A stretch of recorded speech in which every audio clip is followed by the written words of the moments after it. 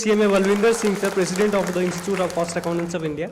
Honorable Shri Ranendra Pratap Swainji, Cabinet Minister, holding charge of Food Supplies and Consumer Welfare and Corporation, Government of Orissa.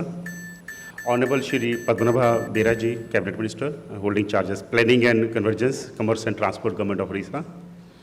Honorable Vice President of the Institute, CMA Vishwarath Batu, sir. Council Member and Chairman of Indirect Tax Committee, CMA Niranjan Mishra, sir. Council Member and Chairman Direct Tax Committee, CMA Rakesh Bhalla, sir. Convener of this event and Council Member and also Chairman of Regional Chapter and Coordination Committee and CAT Committee, CMA H. Padmanabhan, sir. Chairman of the Chapter, CMA Shaktidhar Singh. Secretary of the Chapter, CMA Himoj Mishra ji. Past President, CMA Suresh Manti ji. I have council colleagues here from Southern region, V. Murli sir, S. Paparao sir, CHAVSN Murthy sir, from your own region, Chitranjan Chattopadhyay sir, members of the regional council, chapters, distinguished guests, participants for corporate, ladies and gentlemen. Every proud Indian has now reason to believe that India will be 5 trillion economy by 2024. A new India, which is in making with the government's mantra of Sabka Saath, Sabka Vikas, and Sabka Vishwas, can make this dream possible. The government of India is making all-out efforts to accelerate economic growth, promote investment, creation of employment, and bringing efficiency and transparency to the taxation system. Keeping in this view, corporate tax rates were brought down for domestic companies. Minimum alternate tax was rationalized. Enhanced surcharge from certain incomes arising from investment in capital markets was withdrawn. E-assessment scheme 2019 has been effected, and a lot of other measures have been initiated by the lawmakers and policymakers. Considering the framework and the recent development, this 2 days national seminar on the theme, conducive tax laws, challenges and opportunities has been organized. The deliberation in these 2 days have been planned to include income tax and direct tax code. What are the expectations from and way ahead for DTC? Further, beneficial provisions and recent amendment under income tax laws for domestic companies and value creation will be deliberated. E-invoicing, reconciliation of credit under GST, ITs under GST, provisions, advanced ruling, critical issues, readiness, and lot of other critical areas will be deliberated in this 2 days session. Since the distinguished ministers are there, I would like to take opportunity to introduce the institute and activities to the distinguished guests. My council colleague has already informed that the institute was established in the year 1944.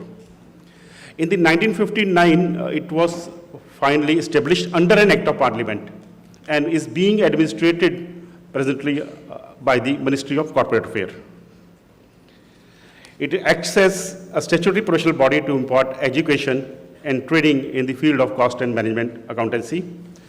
The institute is second largest cost and management accounting body in the world and the largest in Asia. Presently, the institute has enrolled more than 5 lakh students pursuing different stages of its examination and exceeding 85,000 members. The institute is founder member of the International Federation of Accountants, also the member of Confederation of Asian and Pacific Accountants, and also the SAARC region, South Asian Federation of Accountants. We have 4 regional councils, 101 chapters, and in addition to this, we are present overseas also. We have 10 overseas centers. The institute, as a part of its obligation, regulates the profession of cost and management accountancy. Since last 75 years, the CMA profession has strived relentlessly to promote the socio-economic development of the country. The CMAs are considered to be the powerhouse in the Indian economy as they are trained to be cost competitive, utilize available resources in an efficient and cost-effective manner through cost optimization, efficient deployment of scarce resources, leading to cost control, cost reduction, and cost consciousness. The cost controllers have been given the authority in various statutes by the Government of India, which includes under the Section 148 of the Companies Act, the cost accountants have the exclusive right to audit the records of cost maintained by various corporates. As per Section 138 of the Companies Act 2013, cost accountants are empowered to conduct internal audit of the companies. Various public sector and private sector banks in India have recognized cost accountants for conducting stock audit, concurrent audit, forensic audit, and for various other professional services. Telecom Regulatory Authority of India, TRAI, has recognized cost accountants for various audits, including segments of telecom services, digital addressal system, quality of services, metering, billing, audit, and lot more. National Health Mission under Ministry of Health and Family Welfare requires cost accountant to conduct audit of internal audit and concurrent audit. National Bank for Agriculture and Rural Development, NABARD, has authorized stock audit for working capital finance by cost accountants. NSDL, National Security Depository Limited, authorizes cost accountants to conduct audit of internal and concurrent audit.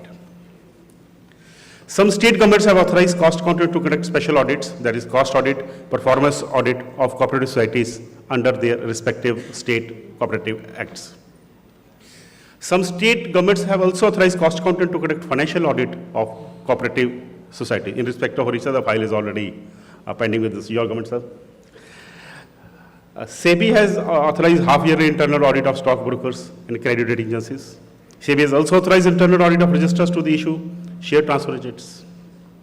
Various certifications under Fertilizer Ministry, Foreign Exchange Management Act, IRDA, that is Insurance Regulatory Development Act, certifications under Ministry of Commerce, Industry, Ministry of Consumer Affairs, Food and Public Distribution, Textile, National Pharmaceutical Pricing Authority, Reserve Bank, Ministry of Finance, Department of Expenditure, a lot more, Special Economic Zone, Bureau of Indian Standards, a large number of the departments are recognizing the cost contents for various professional work. Above all, the cost accountants are authorized to act as GST auditor. I'm happy to share that our institute has been front runner in supporting the government in the run-up for the preparation for GST implementation. The institute has organized more than 1,000 workshops and training sessions across the country on GST. The institute also set up help desks across India through its chapters to support these stakeholders. Presently, the institute is running GST training courses for the members of the institute and corporate houses, which are being well received by all. Various educational institutions have also partnered with us to ensure that students become well abreast with the GST provision during their elementary education or early educations. GST, the most radical tax reform in India, has completed 2 years. There is a general consensus that GST has reduced overall tax incidence in most cases and also brought in efficiencies in supply chains. However, there is a feeling that compliance-related requirements have consumed inordinate time and effort. As we are now in the 3rd year of GST, the government is looking forward to increase its revenue by using robust data analysis, a new compliance framework with inbuilt checks to reduce misuse of input credits and initiatives such as e-invoicing. Industry is looking forward to further simplification of laws, rationalization of rate structures, strengthening of the dispute resolution mechanism, and implementation of definitive guidelines for audit and scrutiny. This two-day event on conducive tax laws, challenges and opportunities is also in this direction to have deliberations to see that government initiatives in the field of taxation, both direct tax and indirect tax, are well accepted, and the challenges whatever we are facing are identified in the deliberations and informed to the government for improvement to ensure smoother and stakeholder-friendly tax regime. I have further to inform that the institute is also contributing to the nation by way of CSR initiatives. Honorable Mr. Sir, as a CSR initiative, the institute on the occasion of 150th Mahatma Gandhi Day celebrations have announced the introduction of 50% student fee waiver scheme for the admission into CAT Foundation and the inter and the final courses of the institute for the students of northern India states, that is Arunachal Pradesh, Assam, Manipur, Meghalaya, Mizoram, Nagaland, Sikkim, and Tripura. I am further happy to share in the Jammu Kashmir, the institute announced 100% student fee waiver scheme for the first batch of students. I am sure the initiatives of the institute in the CSR will go, especially in the Jammu Kashmir, will go a long way in empowerment of the youth of Jammu Kashmir. The institute will further launch partial waiver scheme in the lines of northeast to the Jammu Kashmir and the other states where required. I'm further happy to inform the institute recognizes the services of our defense forces and their wards, kith and kins are allowed 50% concession in our courses. I'm further happy to inform that Institute recently launched She Skill program exclusively for girl students as a partner to additional skill acquisition program in banking, financial services and insurance with the government of Kerala, wherein 16 batches of 30 students fully sponsored by the government have been entrusted duty to the institute to train them.